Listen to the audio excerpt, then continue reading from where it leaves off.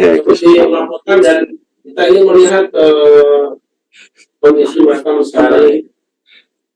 Proses pembongkaran tadi diikuti oleh berbagai elemen keorganisasian yang peduli terhadap leluhur kita semua, leluhur Nusantara.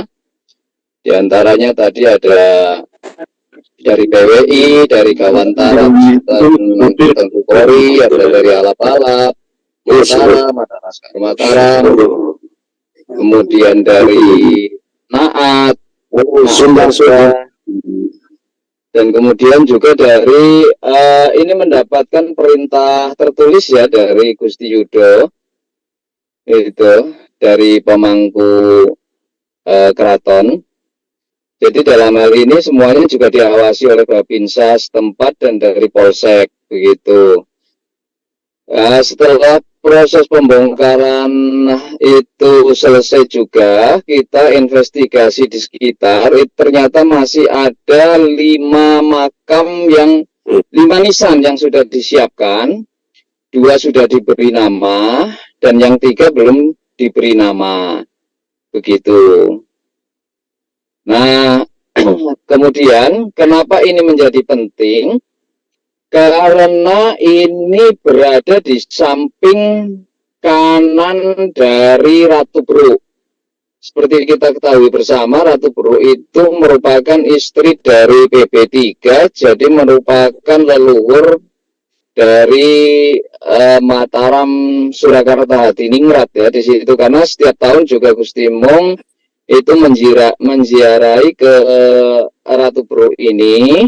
Kemudian di paling utara itu ada Pangeran Rangga yang merupakan putra dari Panembahan Senopati. Ini juga menjadi penting. Kenapa harus mereka menempatkan posisi makam-makam Pak Lawi ini di situ? Karena berharap mungkin ini dari analisa kita seperti yang di tempat lain menjadi benang merah untuk ketersambungan nasab ke Mataram, untuk mencangkokkan diri gitu. Mungkin 50 atau 100 tahun atau 200 ke depan ini tidak akan terdeteksi gitu kalau tidak dilakukan sekarang. Kemudian kenapa cuma 1 makam ini yang kita bongkar terlebih dahulu? Karena ini kunci. Tuan Ibrahim itu kunci untuk yang lain-lainnya itu batal. Jika Tuan Ibrahim batal, maka yang di bawahnya itu juga batal gitu, yang direncanakan 5 nisan yang direncanakan itu.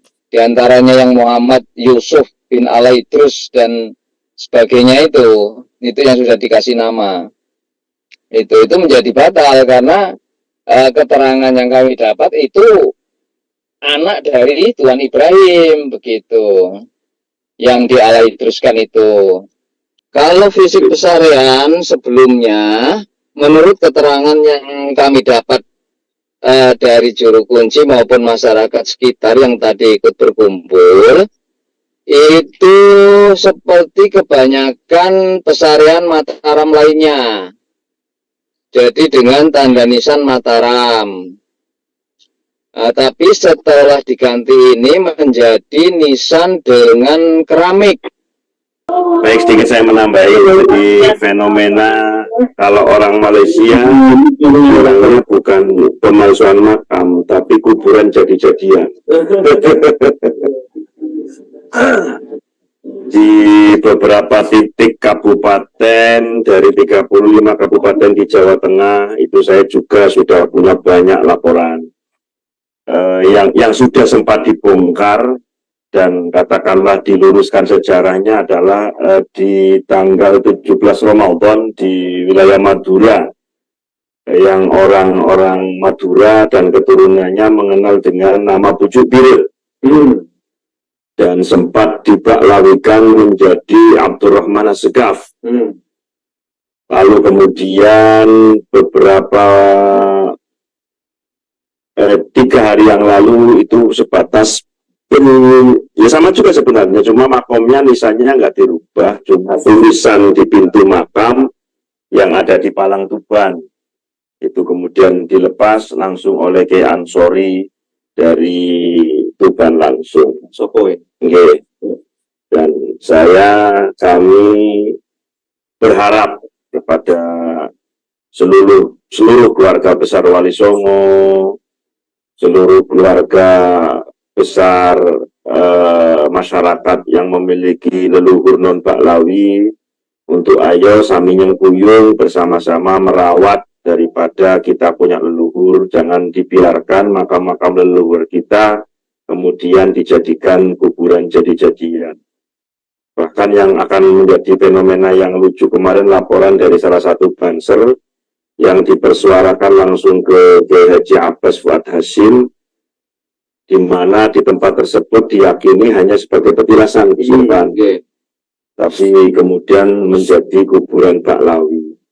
Nah, pola atau proses yang terjadi sebagaimana saat ini ada di wilayah Jogja, itu kalau boleh jujur, saya itu dulu di antara orang yang pernah diperintah dalam tanda kutip untuk melakukan itu.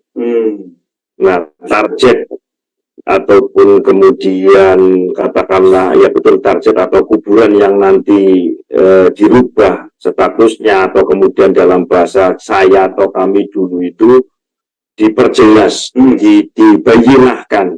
Ini sebenarnya makom siapa, silsilahnya kemana, itu di antara lain polanya adalah diidentifikasi dulu.